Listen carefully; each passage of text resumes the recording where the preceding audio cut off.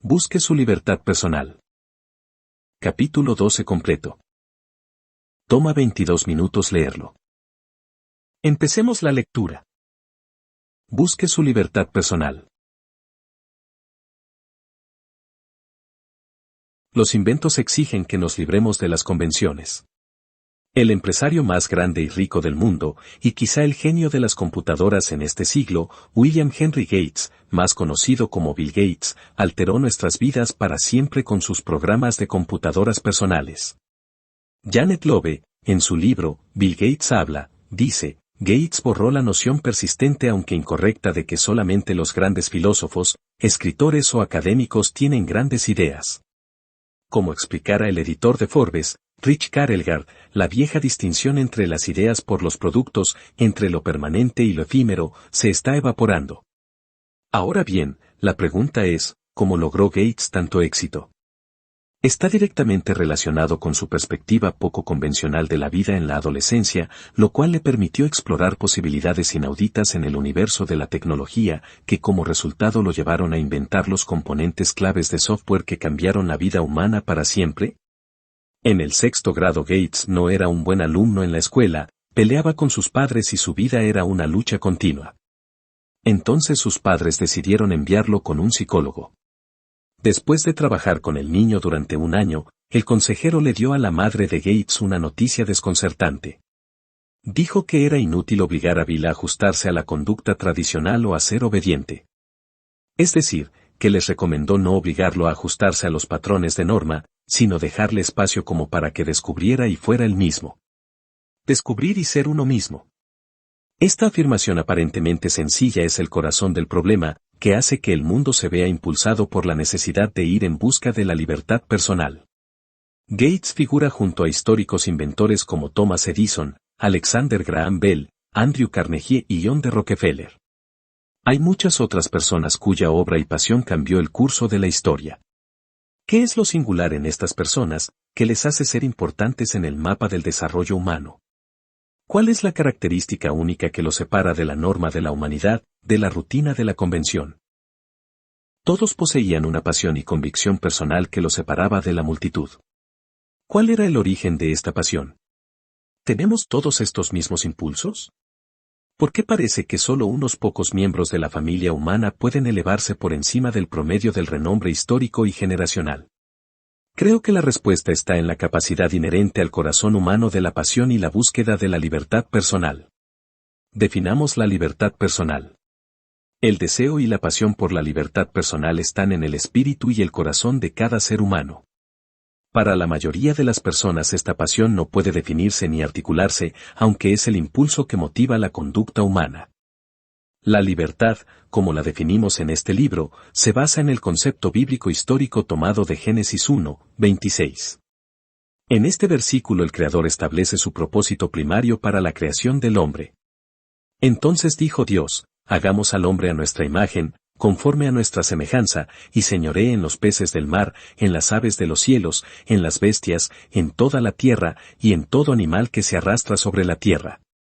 Descúbrase y sea usted mismo. A partir de este contexto, la libertad se define como licencia para señorear o derecho y capacidad para dominar un dominio específico. De ahí tenemos la definición de la palabra como libertad, libertad para dominar. La verdadera libertad, por ello, es el acceso irrestricto a ir en pos del área específica de nuestros dones y talentos, lo cual se define como el dominio propio. La clave a la plenitud personal y la satisfacción es la oportunidad para ir en pos del desarrollo, la maximización y plenitud de los dones y talentos por medio de los cuales uno domina su área de trabajo. Cuando cada una de las personas pueda hacerlo, colectiva e individualmente impactaremos positivamente en la tierra con la naturaleza del Creador. Esto es la libertad. Buscar la libertad. Vivir o ganarse la vida. Millones de personas como usted y como yo salen de casa todos los días para ir a un lugar al que llamamos trabajo. La realidad, sin embargo, es que simplemente van a su lugar de empleo. Y hay una diferencia entre el trabajo y el empleo. Defino el empleo como un lugar donde realizamos una actividad en la que podemos o no utilizar nuestros dones y talentos. Quizás sea fuente de ingresos económicos, pero no necesariamente nos lleva a la plenitud y la satisfacción. Un empleo puede llenar nuestra vida con actividad, pero no necesariamente con efectividad. Nos mantiene ocupados, pero no nos hace avanzar. Para innumerable cantidad de personas el empleo es una prisión social que soportan en lugar de disfrutar.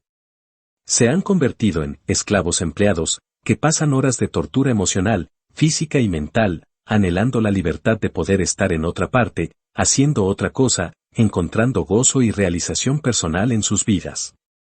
En esencia, para muchos el empleo es una forma glorificada de esclavitud, que impone una forma aceptable de opresión sobre las masas.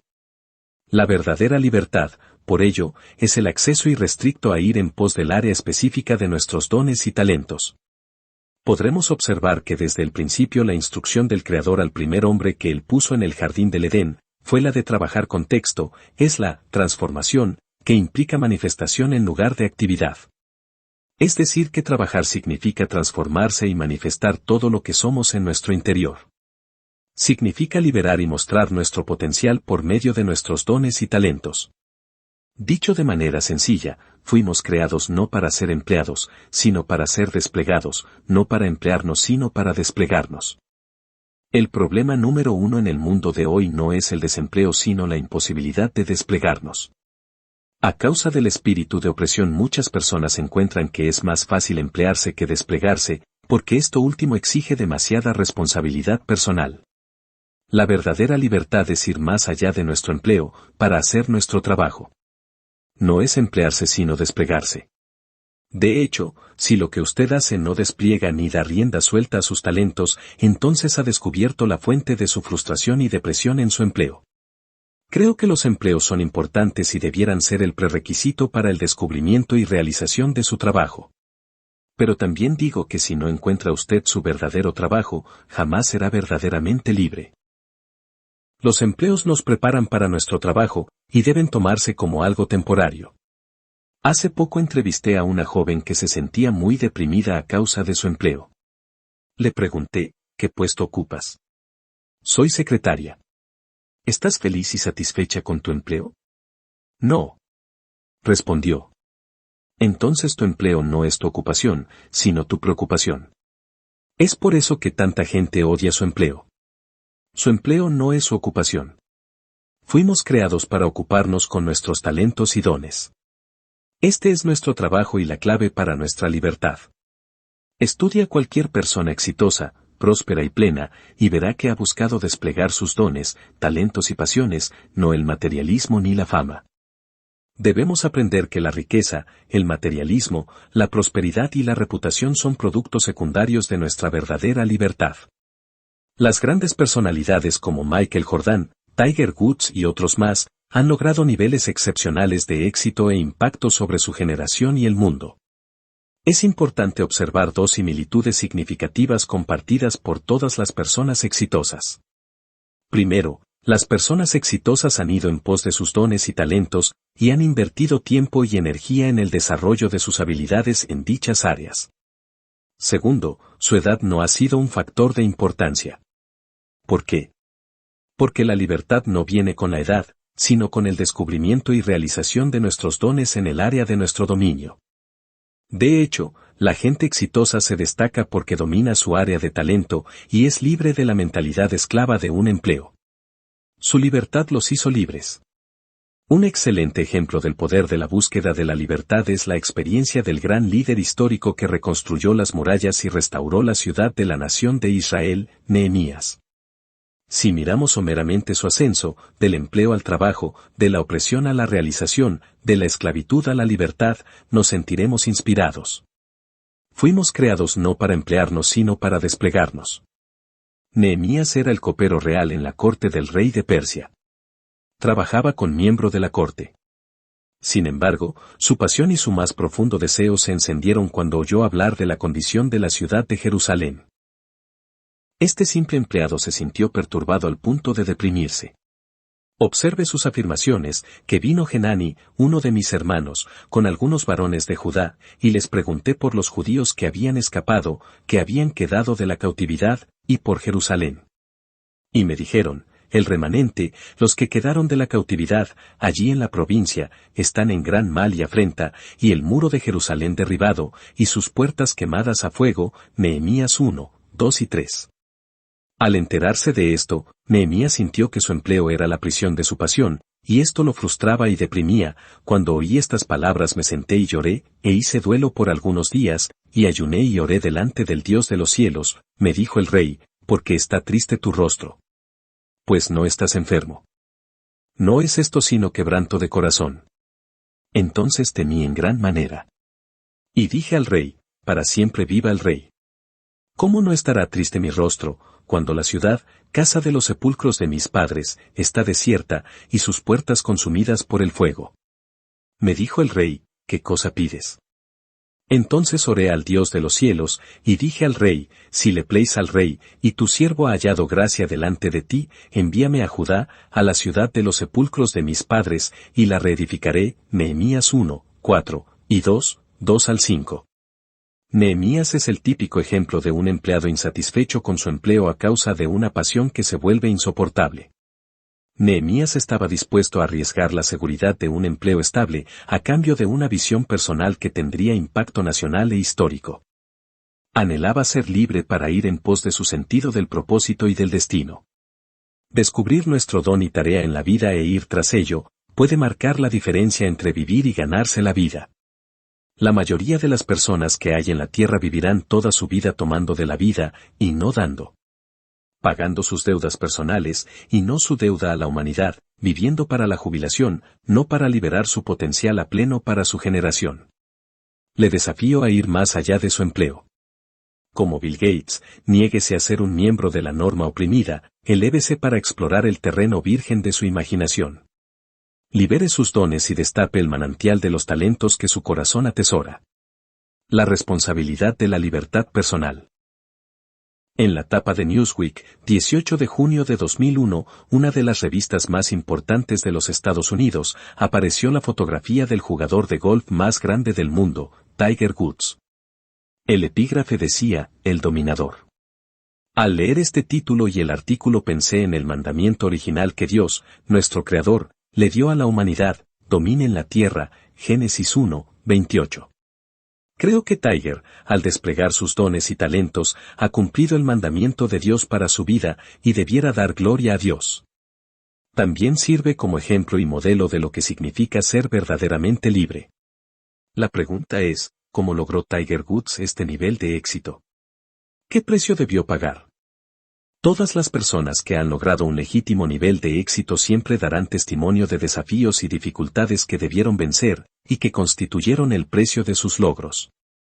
Así como sucedió con los hijos de Israel que dejaron la esclavitud de Egipto por la promesa de libertad en Canaán, todos debemos pasar por el desierto de Sinaí.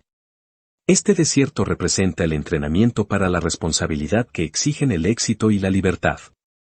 El artículo sobre Tiger Woods publicado en Newsweek decía que el genio es 99% de sudor y 1% de talento. Esto implica que no importa lo talentosos que seamos, debemos estar dispuestos a aceptar la responsabilidad que se requiere para desarrollar y ejecutar nuestros talentos por medio de la disciplina. La revista Newsweek les preguntó a otros destacados deportistas qué opinaban sobre el éxito de Tiger Woods. Todos acordaron en una cosa: todo empieza con el antiguo y muy conocido método del trabajo. No hay píldoras mágicas. No existe la gracia sin esfuerzo. Además, decían, en este nivel, el talento se da. Pero Tiger trabaja más duro que los demás y es por eso que está dominando allí afuera. Esta fue la razón por la que los hijos de Israel que salieron de Egipto no llegaron a la tierra prometida de la libertad, se negaron a pagar el precio de la libertad. Se negaron a llevar la carga y la responsabilidad de la autodisciplina y el control personal.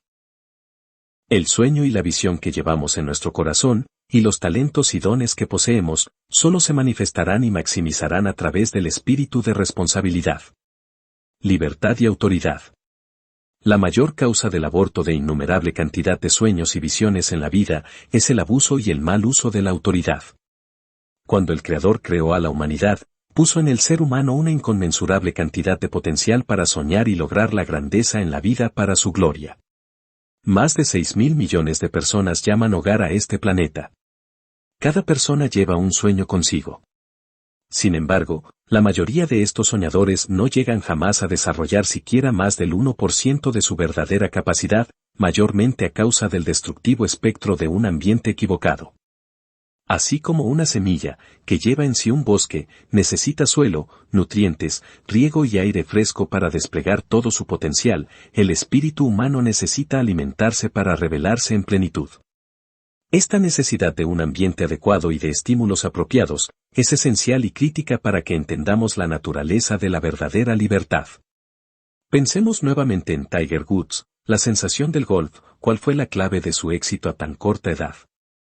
Un breve estudio de su pasado revela que su padre, al reconocer el don de su hijo, su talento natural y su interés en el golf, le compró sus primeros palos y su ropa de jugador cuando tenía solamente 3 años. Llevó a Tiger al campo de golf todos los días y le daba todas las oportunidades para aprender a jugar mientras crecía. Su padre fue su mentor y le enseñó la ciencia y los secretos del juego. Permitió que Tiger estudiara a los grandes maestros del golf, que viera el juego por televisión y que asistiera a los campeonatos. Dicho de manera sencilla, creó y le brindó el ambiente que conduciría a la manifestación de los talentos ocultos de su hijo. Le brindó el clima adecuado para que viviera la libertad de explorar sus dones y talentos con disciplina, pero sin inhibiciones. El propósito del privilegio del poder es facilitar la productividad y el desarrollo de aquellos de los que hemos sido nombrados responsables. El propósito de la autoridad y el poder, sea la autoridad de un padre, de un maestro, del gerente de un departamento, del alcalde de una ciudad, de un presidente, de un primer ministro o de un gobernante, no es el de controlar, restringir, inhibir, demorar o oprimir el potencial nacional y los talentos que están a su cuidado. En cambio, si consiste en crear y brindar el ambiente, la atmósfera y el clima que conduzcan al despliegue y desarrollo de los dones y talentos de cada persona. En esencia, el propósito del poder y la autoridad es el de proteger y preservar el principio de la libertad. Este principio se ve reforzado y establecido por el líder más grande de todos los tiempos, Jesucristo, cuando afirmó al final de su gran misión en la tierra, hace 2000 años, «Toda potestad me es dada en el cielo y en la tierra. Por tanto, id». Mateo 28, 18 y 19. Es importante observar que Jesús, después de declarar que le había sido dada toda potestad y autoridad, utilizó su poder para permitir que sus seguidores llegaran a hacer todo aquello para lo que habían sido creados. Su concepto del poder y la autoridad era el de identificarlos con una responsabilidad confiada a alguien para brindar una oportunidad a los demás, con el objeto de que desarrollen su potencial y vayan tras su propósito, para a su vez impactar en el mundo a través de sus dones. Por ello es esencial que toda persona de autoridad entienda que el propósito del privilegio del poder es facilitar la productividad y el desarrollo de quienes están bajo su responsabilidad. En esencia, el objetivo de toda autoridad personal y nacional es la libertad. El mismo propósito de la vida es la libertad para dominar y así cumplir el propósito original y la intención de Dios. Fue nuestro sublime líder quien afirmó, dijo entonces Jesús a los judíos que habían creído en él, «Si vosotros permaneciereis en mi palabra, seréis verdaderamente mis discípulos, y conoceréis la verdad, y la verdad os hará libres, así que, si el Hijo os libertare, seréis verdaderamente libres». Juan 8, 31, 32 y 36. En su carta a la iglesia de Galacia, Pablo resume el propósito integral de Dios al enviar a su Hijo Jesús a la tierra, «Estad, pues, firmes en la libertad con que Cristo nos hizo libres, y no estéis otra vez sujetos al yugo de esclavitud». Gálatas 5, 1.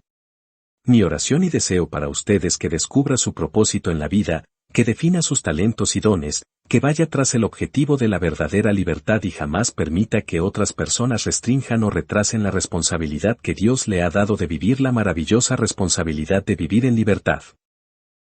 Fin del capítulo 12 y fin del libro. ¿Quieres que Jesús te ayude de hoy en adelante? Repite esta oración en voz alta. Padre Celestial. Yo reconozco que soy un pecador, y que mi pecado me separa de ti. Hoy creo con mi corazón y confieso con mi boca que Jesús es el Hijo de Dios. Que Él murió por mí en la cruz, y que Dios el Padre lo resucitó de entre los muertos. Te pido perdón y me arrepiento de todos mis pecados. Nómbralos. Renuncio a todo pacto con el mundo, con la carne y con el diablo. Y hago un pacto nuevo contigo, Jesús. Para amarte y servirte cada día de mi vida. Jesús, entra a mi corazón y cambia mi vida. Si hoy muriera, al abrir mis ojos, sé que estaré en tus brazos. Amén. El decir Jesucristo es tu Señor, significa que tú ahora estás haciendo a Jesús el amo o dueño de tu vida. Ahora lee tu Biblia diariamente y obedece lo que lees. ¿Qué debes leer? Sugerimos que comiences con el libro de San Juan. Y después lee el libro de Romanos. Lo que sea que decidas leer, asegúrate de leer todos los días. Dios nunca te abandonará.